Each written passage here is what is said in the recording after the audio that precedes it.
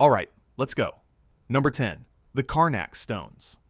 In the green fields of Brittany, on the northwestern coast of France, more than 3,000 standing stones march across the landscape in long, regimented rows that stretch for 2.5 miles. They were placed there between 4,500 and 3,300 BCE by people who had no written language, no wheel in any practical form, no metal tools beyond the most rudimentary copper, and no historical record explaining what they intended. The stones predate Stonehenge. They predate the Egyptian pyramids. They predate nearly every monument that modern civilization recognizes as the dawn of architectural ambition. And yet, they are not crude. They are not random. They are arranged with a discipline that suggests a culture operating from a plan we cannot read. The largest of them, Limanio Giant, stands over 21 feet tall. It is a single piece of weathered granite, hauled into position by people who had no draft animals strong enough to move it efficiently, and no mechanical systems beyond rope, wood, and human muscle. The smaller stones are still enormous, many weighing several tons each. They were quarried, transported across distances measured in kilometers, and erected in parallel alignments so consistent that aerial photography reveals geometric intent across the entire field. This was not a single monument. This was a project sustained over 1,000 years. Consider what that means. Generations of Neolithic farmers and herders, living in a society that left almost no other architectural trace, organized themselves across centuries to drag thousands of multi-ton stones into a configuration whose purpose they apparently never wrote down, never carved into the stones themselves, and never explained in any way that survived. Children were born, grew old, and died while the rows continued to extend. The work outlasted dynasties of memory. But here's where the standard explanation falls apart. Archaeologists have proposed theories for almost 2 centuries, and none of them hold without contradiction. Some suggest the alignments functioned as an astronomical observatory, tracking solstices, lunar cycles, or stellar risings across the horizon. Others have proposed the rows served as processional pathways for religious rituals long forgotten. More recently, geophysicist Pierre Méreau argued that the stones were positioned along seismic fault lines and functioned as a kind of distributed earthquake detector, their vibrations interpreted by observers who understood patterns we no longer recognize. Each theory captures a fragment of the evidence. None of them captures all of it. The stones refuse to resolve into a single answer. What makes the Carnac alignments particularly unsettling is their scale relative to the society that produced them. The Neolithic population of Brittany was sparse. Settlements were small. Agriculture was still relatively young in this region. And yet, these people committed an extraordinary fraction of their collective labor, across a span longer than the entire recorded history of the Roman Empire, to a single ongoing construction project whose function they never communicated in any form we can decode. They were building something that mattered to them more than almost anything else they did. We do not know what it was. The stones remain there today. Weathered gray granite, lichen mottled, leaning slightly in places where the soil has shifted over 6,000 years. Tourists walk among them on wooden boardwalks. Photographs are taken. Children run between the rows. And the alignments continue to point toward whatever horizon their builders were watching, indifferent to the fact that the eyes that placed them have been dust for 200 generations. They are the oldest organized monumental construction in Europe, and they are still asking a question no one has answered. Above ground, the Neolithic mind reached for the sky. Below ground, in a different corner of the ancient world, it reached in the opposite direction. Number 9. Derinkuyu Underground City. In 1963, a Turkish homeowner in the Cappadocia region was renovating his basement when he knocked down a wall and found a passage leading into darkness. He had unknowingly opened a doorway into one of the most extraordinary feats of prehistoric engineering ever discovered. The tunnel descended into a city carved 280 feet beneath the Anatolian plateau, abandoned, sealed, and forgotten for centuries. The man had simply been trying to expand his cellar. Instead, he had stumbled into the upper edge of a buried world capable of sheltering 20,000 people. The city is called Derinkuyu. It extends downward through 18 distinct levels carved into the soft volcanic tuff that underlies the Cappadocia region. The upper levels were used for living quarters and livestock. The middle levels housed wineries, oil presses, kitchens, and chapels. The deepest levels contained storage rooms, water wells, and tombs. Every level connects to the others through narrow vertical shafts and steep stairways carved by hand from the surrounding rock.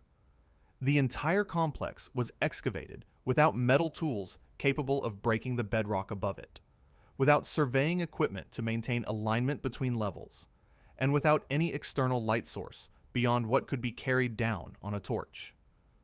The scale defies easy comprehension.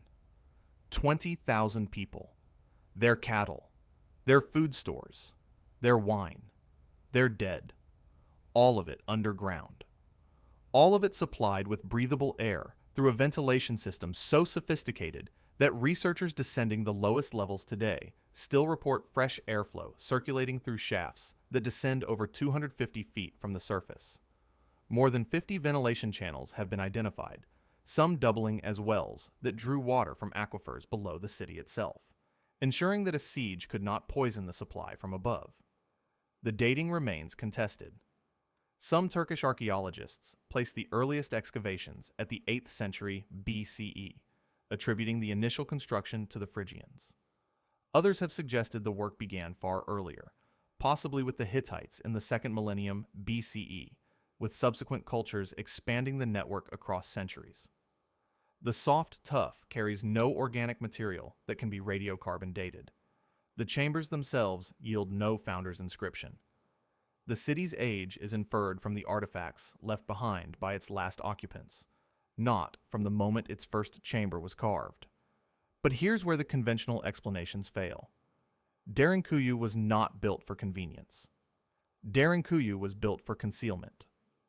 Every architectural feature of the city is engineered around the assumption of an external threat. Massive circular stone doors, some weighing over half a ton, were designed to roll across passageways and seal each level from the one above. The doors could only be operated from the inside. The entrance shafts narrow at strategic points to bottlenecks where a single defender could hold back an army. The air vents were disguised at the surface as ordinary wells. The kitchens were located deep enough that cooking smoke could be vented through the tuff without revealing the location of the inhabitants below. This was a city engineered to disappear. A civilization that calculated, with precision, how to support tens of thousands of human lives in total darkness for months at a time. Food stores capable of sustaining a population through extended sieges. Stables for livestock that could not be left on the surface. Chapels for worship that could not be conducted in daylight. Whoever built Derinkuyu knew what it meant to vanish, and they knew exactly what it took to survive the act of vanishing. What they were hiding from has never been identified. No inscription explains the threat. No legend names the enemy.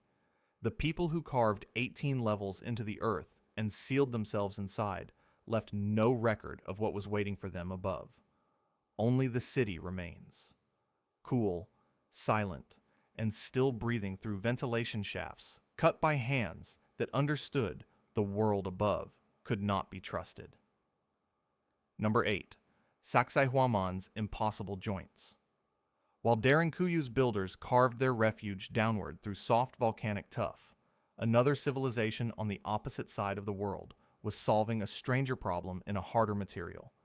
They were fitting boulders the size of buses together with the precision of a watchmaker.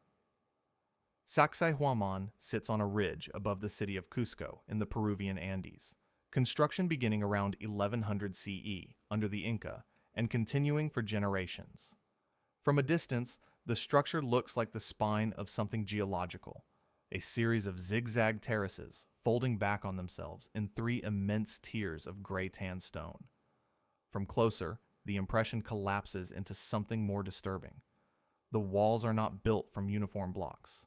They are built from limestone boulders, some weighing up to 200 tons, each cut into a different irregular polyhedron, each fitted into its neighbors along multiple complex angles.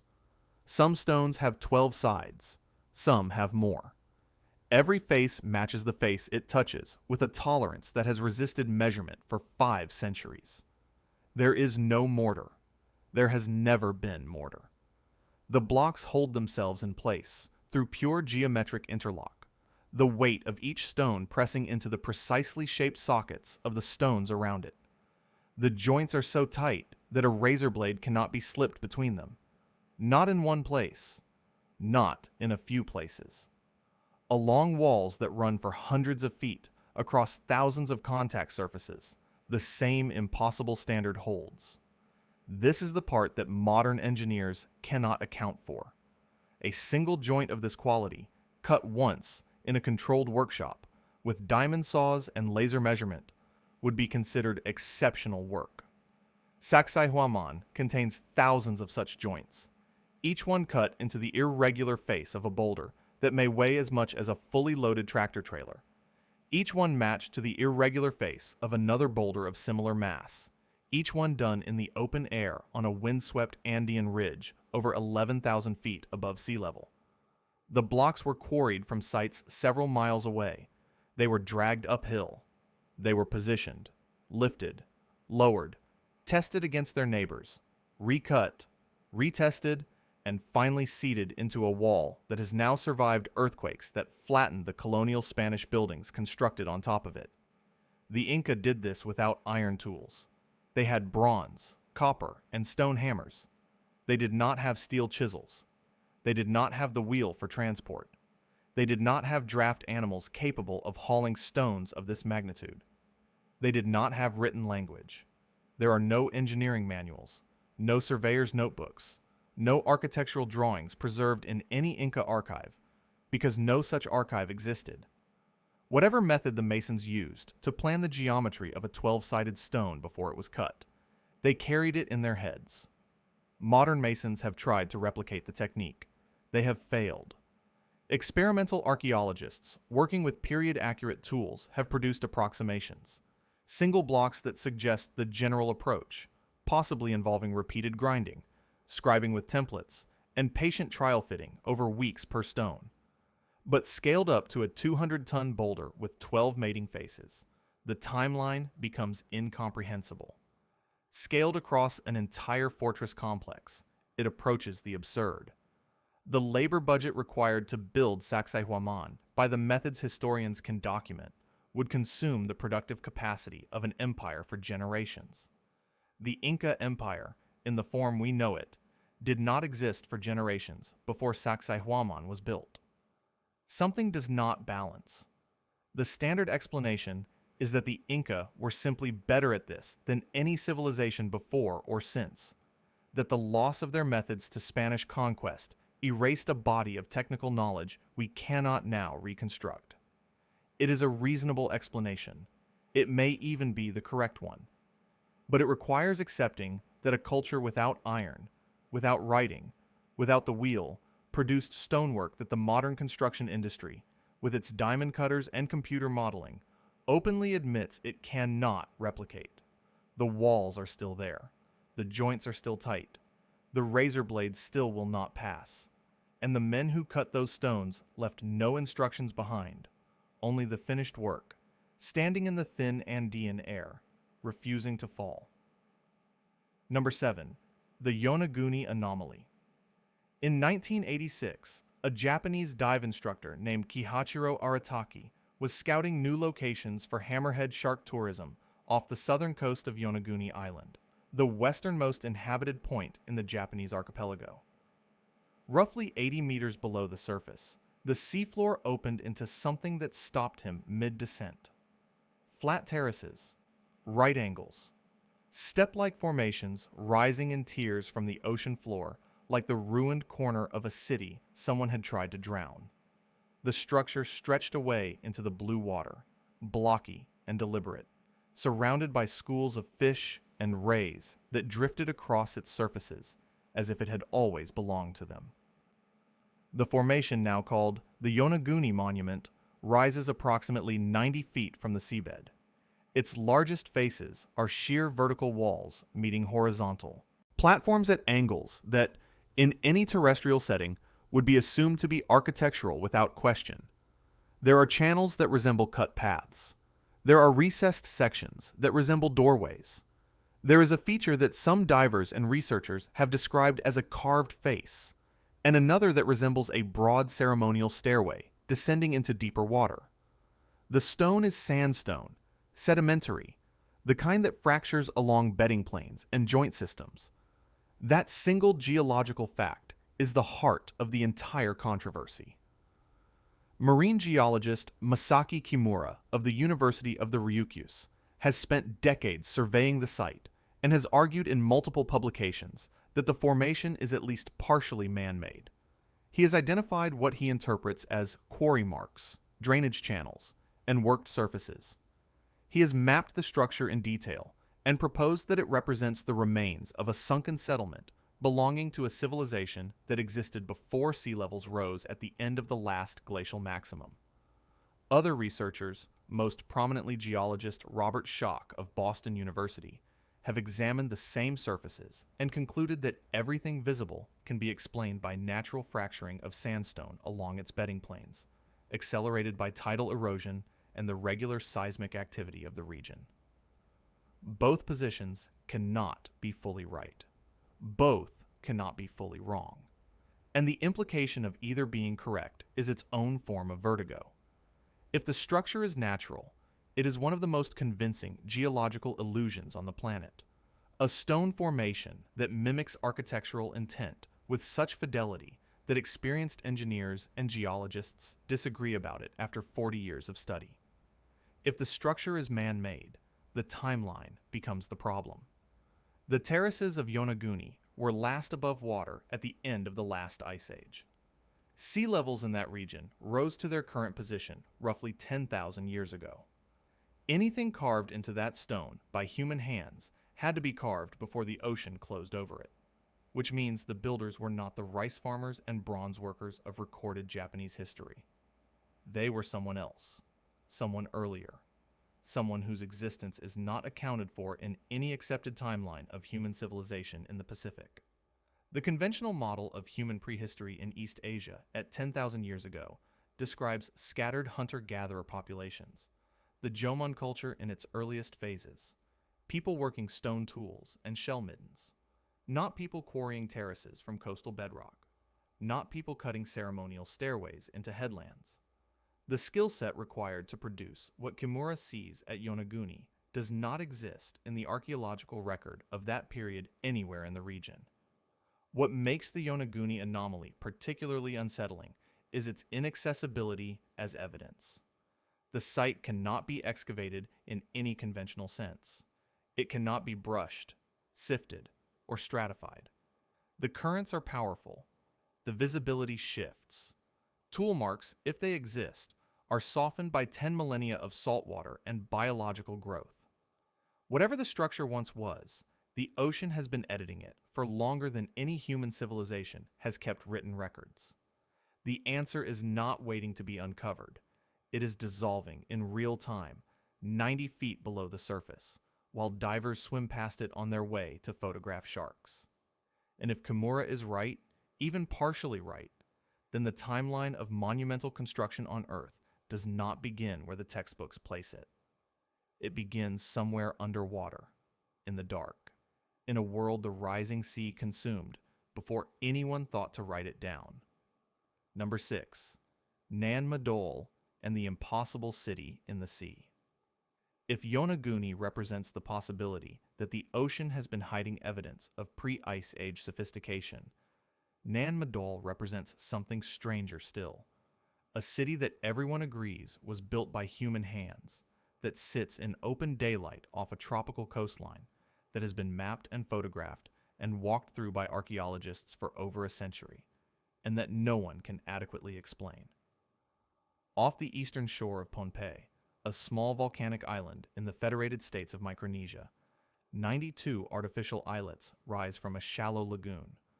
They were constructed between roughly 1200 and 1500 CE by the Saudeleur dynasty, a ruling line about which almost nothing is known beyond what oral tradition preserved.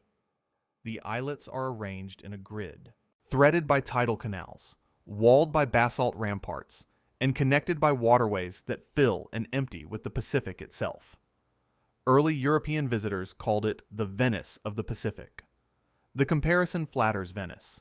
The construction material is the first impossibility. Nan Madol is built from basalt columns, long, dark, naturally hexagonal prisms formed when volcanic rock cooled into geometric shafts. Some of these columns weigh up to 50 tons. The builders stacked them horizontally in alternating cross-hatched courses, like Lincoln logs laid by a giant. The walls rise up to 25 feet above the waterline. The total mass of stone used in the complex is estimated at 750,000 tons. 750,000 tons. On an island whose total indigenous population, even at its medieval peak, likely numbered no more than 25,000 people. But the weight is only the beginning of the problem. The basalt columns were not quarried on site. The deposits that produced them lie on the opposite side of Pohnpei, separated from the construction zone by miles of jungle, mountain ridges, and open ocean. The stones had to be extracted, moved across or around the island, and then ferried across the lagoon to the building site. No road system connects the quarries to the coast. No wheeled vehicles existed in Micronesian culture. No draft animals. No iron tools. No cranes. No large boats capable of carrying 50-ton loads across saltwater. And yet the stones are there. Hundreds of thousands of tons of them, stacked in patterns so deliberate that aerial photography reveals an entire planned city. Residential compounds, ceremonial enclosures, mortuary precincts, tidal channels engineered to flush the canals twice a day. The conventional explanation is rafts. Bamboo or log rafts, lashed together, floated at high tide, poled across the lagoon, and somehow used to maneuver 50-ton basalt columns into precise stacked alignment. Modern engineers who have attempted to model this have found the numbers refuse to cooperate. The buoyancy required, the manpower needed to control the rafts and tidal currents, the precision required to land the columns without crushing the rafts or the workers. Every variable strains plausibility. Experimental archaeology has moved smaller stones using these methods. Nothing approaching 50 tons. Nothing approaching the scale of what was actually built. The Pohnpeian oral tradition offers its own answer, and it is not the one archaeologists prefer. The local accounts describe the city being built by two brothers, sorcerers, who caused the stones to fly through the air to their final positions. The stones, the legend says, came willingly. This is dismissed as myth, as it should be. But the myth exists because the alternative, that a small island population with no cranes, no large boats, and no metal tools moved 750,000 tons of basalt across open ocean and stacked it into a functioning city, strains the imagination so completely that the people who actually lived there reached for supernatural explanation. They could not explain it either. They watched it happen, or their ancestors did, and the only story that survived was one in which the stones moved themselves. Today, Nan Madol sits half swallowed by jungle. Mangrove roots curl around basalt walls. Tropical waves lap at foundations that have not been maintained for 500 years. The canals still flood and drain on the Pacific's schedule. The dark hexagonal columns still hold their cross-hatched courses, weathered but unmoved, waiting in the warm green water for someone to explain how they arrived. Number 5. The Pyramids of Caral and the civilization that built without war. In 1948, American archaeologist Paul Kosak surveyed a dusty river valley about 120 miles north of Lima and noted the presence of large earthen mounds rising from the desert floor. He suspected they were significant. He moved on. The mounds sat untouched for another half-century, dismissed as natural formations or late-period ruins, while the world's attention remained fixed on Egypt, Mesopotamia, and the Indus. Then, in 1994, Peruvian archaeologist Ruth Shady began excavating the largest of those mounds in the Supe Valley, and the timeline of human civilization in the Americas was rewritten. The site is called Caral. Radiocarbon dating of woven reed bags recovered from the construction fill placed the city's founding at approximately 2600 BCE. That date is not a typo. Caral was already a functioning urban center while the workers of Giza were stacking limestone blocks for Khufu. Two civilizations, separated by an ocean neither knew existed, were raising monumental pyramids in the same century. The scale of the city is staggering. 6 large stepped pyramids rise from the valley floor, surrounded by sunken circular plazas, residential complexes, and ceremonial platforms spread across more than 150 acres. The largest pyramid, the Pyramid Mayor, stands roughly 60 feet tall, with a base covering an area equivalent to 4 football fields. The tan stone and packed earth terraces ascend in clean geometric stages against a backdrop of bone-dry mountains. From a distance, the city looks like a planned capital. That impression is correct. Caral was a planned capital. It supported a population estimated in the thousands, organized around a sophisticated economy of cotton agriculture, fishing trade with the Pacific coast, and centralized ceremonial authority. But here's where the standard model of human development collapses. Every theory of how complex civilization emerges insists that monumental architecture is a product of warfare. Cities arise because populations need defense. Hierarchies form because warriors need leaders. Pyramids are built because god-kings command labor through the threat of violence. The pattern is consistent across Mesopotamia, Egypt, China, and Mesoamerica. Civilization is supposed to be the child of conflict. Caral violates every part of that equation. In over 3 decades of excavation across the city and its surrounding satellite sites, archaeologists have recovered no weapons, no spear points designed for human combat, no fortifications, no defensive walls, no mass graves, no skeletal remains showing the trauma patterns of warfare, no iconography of battle, no carved scenes of bound captives, no monuments to military victory. The city was built, occupied, and expanded for nearly 1,000 years without leaving any archaeological signature of organized violence. And it was built without pottery. The civilization that engineered 6 pyramids and a network of irrigated agricultural fields had not yet invented fired ceramic vessels. They cooked using heated stones dropped into gourds. They stored grain in woven reed containers. By every conventional metric, they should have been incapable of what they accomplished. What they did invent was an engineering solution that modern seismologists still study. The Supe Valley sits in one of the most tectonically violent regions on Earth, and the builders of Caral knew it. Beneath the foundations of the pyramids, excavators discovered the shikras, woven reed bags filled with carefully sized stones, stacked in deliberate layers within the structural cores of the platforms. Under seismic stress, the bags shift independently of one another, dissipating the energy of an earthquake through controlled internal movement. The pyramids of Caral have absorbed 5,000 years of seismic activity in one of the most active fault zones on the continent. They are still standing. The technique was reinvented by Japanese engineers in the late 20th century and is now used in modern base isolation systems for skyscrapers. A civilization without pottery, without writing, without metal tools, without warfare, engineered earthquake-resistant monumental architecture 5,000 years ago, on a continent that, according to the standard timeline, was barely supposed to be capable of permanent settlement. The implications extend further than Caral itself.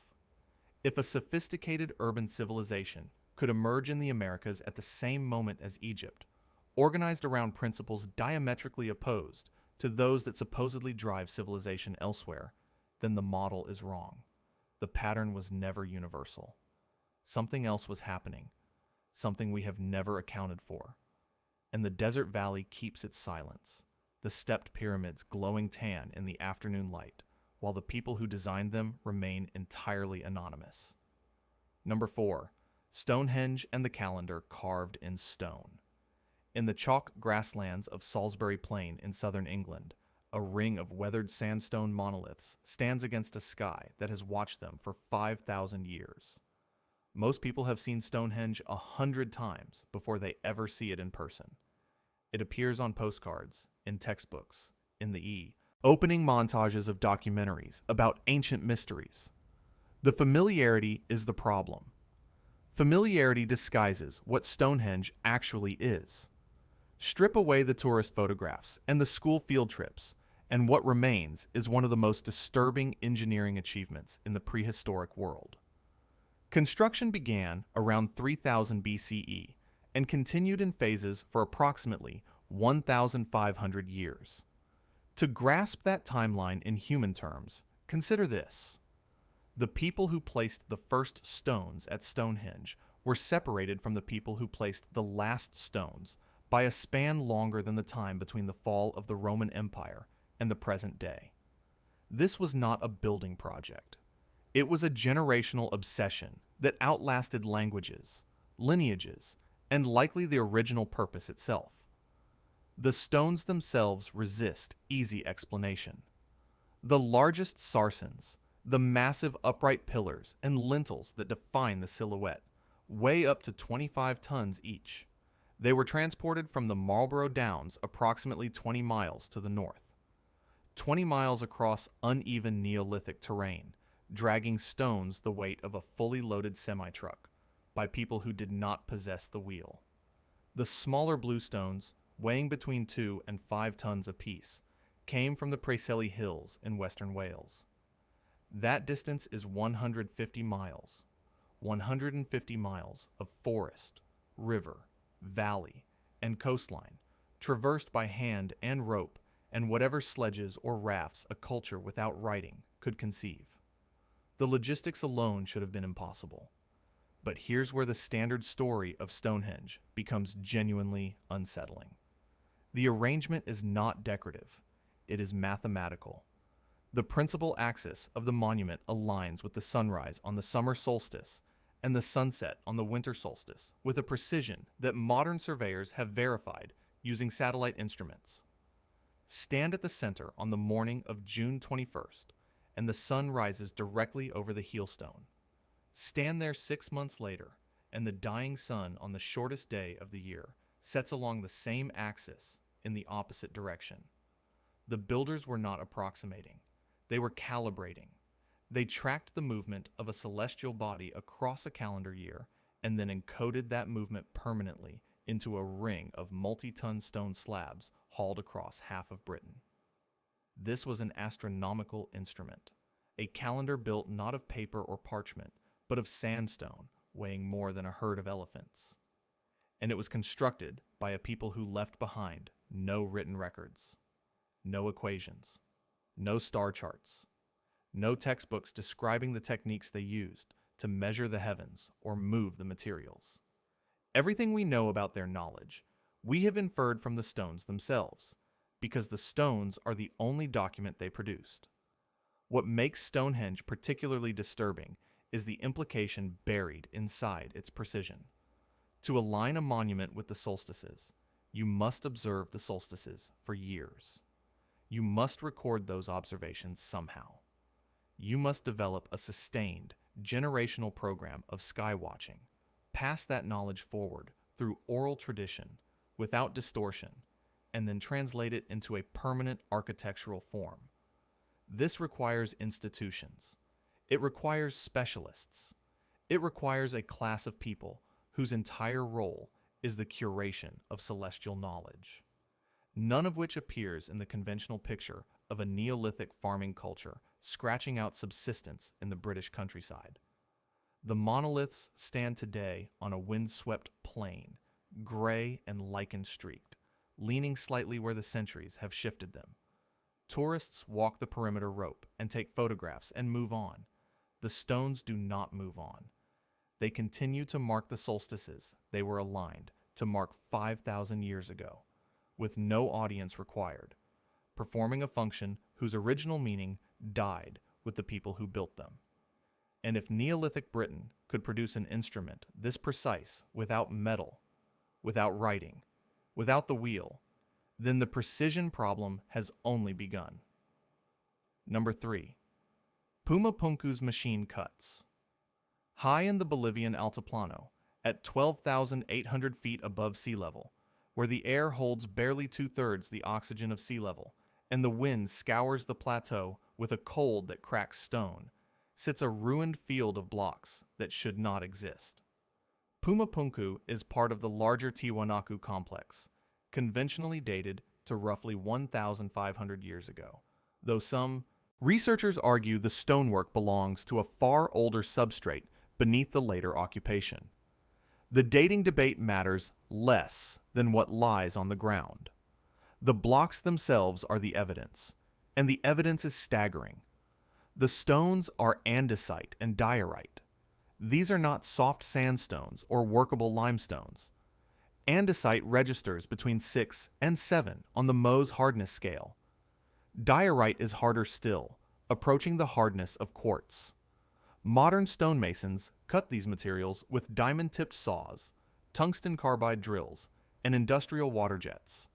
The builders of Puma Punku had, according to the standard archaeological model, copper chisels, stone hammers, and sand for abrasive polishing. The standard model and the surviving stonework do not agree. The blocks lie scattered across the site as if dropped by something that lost interest. Some weigh over 100 tons. Their surfaces are mirror smooth. Their right angles are machine perfect. Run a straight edge along one of the cut faces, and the gap between the steel and the stone disappears. The grooves carved into the blocks are perfectly straight, of uniform depth, with parallel walls that do not waver across their length. Inside several of the grooves, smaller holes have been drilled at regular, repeating intervals, as if something was meant to be inserted, locked, or anchored. The drill marks are clean. The interior walls of the holes are smooth. Then there are the H-shaped blocks. Dozens of them, scattered across the field, each cut to the same template, each capable of interlocking with its neighbors in modular arrangement. The internal angles match across separate stones. The recesses on one block accept the protrusions of another. This is not the work of a culture experimenting with form. This is standardization at industrial tolerance, replicated across multi-ton blocks of one of the hardest stones on Earth. But here's where the conventional explanations fail completely. The andesite and diorite did not come from the plateau. The nearest quarries capable of producing stone of this composition lie miles away across rugged terrain. Some of the blocks would have required transport across Lake Titicaca itself. At 12,800 feet, the human body operates at the edge of sustained exertion. The Tiwanaku people had no draft animals capable of moving 100-ton blocks. They had no wheels. They had no iron. They had no system of pulleys documented in the archaeological record. And yet the stones arrived. They arrived in numbers sufficient to construct a monumental complex. They arrived shaped, or were shaped on site, with a precision that modern engineers cannot reproduce without power tools. How the stones were transported remains unexplained. That phrase appears in nearly every serious survey of the site, and it is not a placeholder for future discovery. It is an admission. Decades of excavation, ethnographic study, and experimental archaeology have failed to produce a working model. Ropes and logs and ramps can move large stones across short distances on level ground. They cannot move 100-ton blocks of diorite across mountain valleys to an oxygen-starved plateau in the volumes that Puma Punku required. The truly disturbing aspect is what the precision implies. To cut a perfectly straight groove into diorite, you need a tool harder than diorite, a stable platform, and a controlled cutting motion. To drill a clean cylindrical hole into the same material, you need a rotating bit, sustained pressure, and an abrasive capable of removing stone faster than the bit wears away. To produce these features in matching dimensions across dozens of blocks, you need a manufacturing standard. You need measurement. You need replication. You need, in some functional sense, a workshop. The Tiwanaku, in the standard reconstruction, had none of these things. The blocks lie in the sun at 12,800 feet. Gray-red surfaces still catching the light at angles a Bronze Age chisel could not have produced. The grooves are still straight. The holes are still round. The H shapes still interlock. The builders are gone. The stones remain, and they remain unanswerable. Number 2, the Great Pyramid of Giza, the precision that shouldn't exist. In approximately 2560 BC, on a limestone plateau west of the Nile, a workforce we still cannot fully account for began assembling a structure that would remain the tallest object ever built by human hands for the next 3,800 years. The Great Pyramid of Giza rose to a height of 481 feet. No structure on Earth exceeded it until the spire of Lincoln Cathedral was completed in England in the 14th century. For nearly 4 millennia, the tallest thing in the world was a Bronze Age tomb. The numbers that define the pyramid are the kind that researchers cite carefully, because they sound like exaggerations until you check the measurements yourself. The structure contains an estimated 2.3 million blocks of limestone and granite. Some of those blocks, particularly the granite slabs forming the King's Chamber and its relieving chambers above, weigh approximately 80 tons each. These stones were quarried at Aswan, 500 miles south of the construction site, and transported north along the Nile to a plateau where they were lifted hundreds of feet into the air and positioned with tolerances that modern construction firms struggle to match. The base of the pyramid covers 13 acres. Across that entire footprint, the foundation is level to within less than an inch. Modern engineers using laser levels and computer-controlled grading equipment routinely produce foundations with greater deviation than this. The builders of the Great Pyramid achieved their result with copper tools, wooden sleds, and whatever surveying instruments could be constructed from rope, plumb bobs, and astronomical sightlines. The alignment is worse, in the sense that it is more impossible. The 4 sides of the pyramid are oriented to the cardinal directions, with an accuracy of approximately 0.05 degrees from true north. Not magnetic north, which would have been useless even if the builders had possessed a compass, which they did not. True north, the geographic pole around which the Earth rotates. The deviation is so small that it exceeds the alignment precision of many modern buildings constructed with satellite positioning systems. The implications are staggering. To align a structure of this size to true north within 0.05 degrees, the builders required a method of identifying celestial north with extraordinary accuracy. The standard explanation involves stellar observations of circumpolar stars, citing 2 stars when they crossed an imaginary vertical line through the pole. This is plausible. It is also a technique that requires astronomical knowledge, mathematical sophistication, and instrumentation that the archaeological record of Bronze Age Egypt does not clearly preserve. We know they achieved the result. We are still arguing about how. The exterior of the pyramid as it stands today is not what its builders constructed. The rough stepped limestone we see was once the inner core. The structure was originally clad in approximately 144,000 casing stones of polished Tura limestone, fitted together with joints estimated at 1/50th of an inch. The surface would have been a smooth, brilliant white, gleaming under the desert sun with an intensity visible from miles away. Medieval Arab chroniclers who saw the casing still partially intact described the pyramid as appearing to be made of light. Most of the casing was stripped in the 14th century to build mosques and palaces in Cairo. the mountain of polished stone became a quarry. What we look at now is the skeleton. But here's where the standard narrative becomes genuinely difficult to defend. The precision demanded by the Great Pyramid is not the precision of approximation. It is the precision of repeated, verified measurement at every stage of construction. Levels checked, rechecked, and held across decades. Angles maintained as the structure rose hundreds of feet into the air. Stones weighing as much as 10 elephants positioned within fractions of an inch of their intended location, sometimes inside chambers that no one would ever see. The builders applied the same tolerances to interior surfaces as to exterior alignments. The standard does not relax. It holds, course after course, for 2.3 million blocks.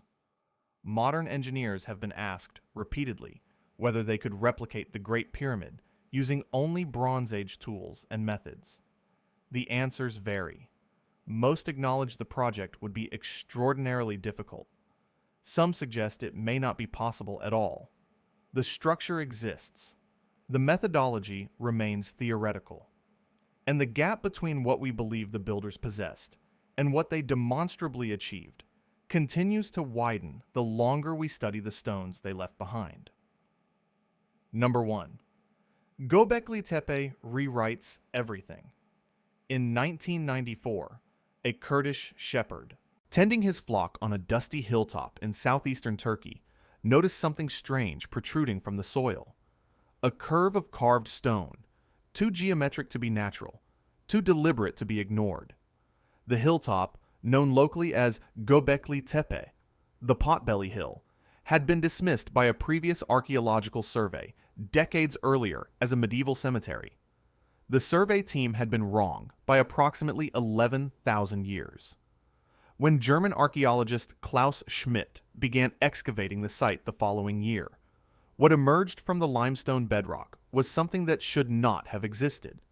Massive T-shaped pillars arranged in circular enclosures, some standing 18 feet tall, some weighing 20 tons, carved with detailed reliefs of foxes, scorpions, vultures, snakes, and humanoid figures rendered with a confidence and skill that suggested generations of accumulated artistic tradition. The limestone surfaces were smooth, pale, almost luminous. The carvings were crisp, deep, deliberate. This was not the work of beginners. This was the work of a culture that had been doing this for a very long time. Then the dating results arrived.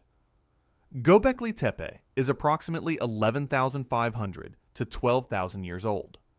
It predates Stonehenge by 6,000 years. It predates the Egyptian pyramids by 7,000 years. It predates the invention of pottery. It predates the invention of agriculture. It predates the domestication of animals. It predates the wheel. It predates writing. It predates the city. It predates almost every prerequisite that the standard model of human development requires for monumental architecture to exist. The people who built Göbekli Tepe were hunter-gatherers.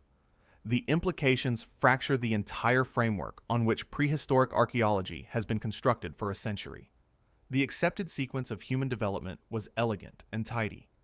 Humans settled into agriculture. Agricultural surplus produced specialized labor. Specialized labor produced priests, artisans, and architects. Priests, artisans, and architects produced monumental religious sites. Civilization, in other words, was the precondition for cathedrals. The standard model placed monumental architecture at the end of a long developmental ladder, a luxury that only sedentary, agricultural, hierarchical societies could afford to build. Göbekli Tepe inverts the ladder, but here's where the discovery becomes genuinely disturbing. The construction of Göbekli Tepe required hundreds of workers operating in coordinated effort over extended periods. It required the quarrying of 20-ton limestone pillars from bedrock outcrops up to a quarter-mile away. It required the transport of those pillars across uneven terrain without wheels, without draft animals, without any of the technologies that the standard model insists must exist before such efforts become possible. It required artists capable of carving predatory animals into stone with anatomical precision. It required architects capable of designing circular enclosures with deliberate astronomical and symbolic alignments. It required, above all, a shared belief system powerful enough to compel hunter-gatherers to abandon the daily labor of survival in order to build something that produced no food, no shelter, no immediate material benefit. It required a religion. Klaus Schmidt, until his death in 2014, argued that Göbekli Tepe represents evidence that organized religion did not emerge from civilization. Civilization emerged from organized religion. The cathedral came first. The city came after. Hunter-gatherers gathered at this hilltop for reasons we cannot reconstruct, performed rituals we cannot decode, carved symbols whose meaning died with the last person who understood them, and in the process of gathering, they invented the conditions that made permanent settlement, agriculture, and everything we call human history possible. The standard sequence runs backward. And then, approximately 10,000 years ago, the builders of Göbekli Tepe did something even more difficult to explain than the construction itself. They buried it. Deliberately. Carefully. The entire complex of pillars and enclosures was filled in with soil and debris, sealed beneath the hilltop, and abandoned. Whatever the site meant to the people who built it, whatever the foxes and vultures and humanoid figures represented, the builders chose to entomb it all. Where the spoil came from, to bury. A site of this scale remains unresolved. Only a fraction of Göbekli Tepe has been excavated. Ground-penetrating radar suggests at least 16 additional enclosures still lie beneath the soil, unexcavated, undisturbed, exactly as the builders left them when they sealed the hilltop and walked away into a world that was about to invent everything we recognize as civilization. The hilltop is still there. The pillars are still there. The foxes and the vultures and the humanoid figures are still carved into the pale limestone, waiting for the moment when we are finally ready to ask the questions their builders may have left behind for us. The structures still stand. The builders are gone. The questions remain unanswered, suspended in stone and silence across continents and millennia, waiting for explanations that may never come. If you want to see more videos like this, click the video on screen now and make sure to subscribe.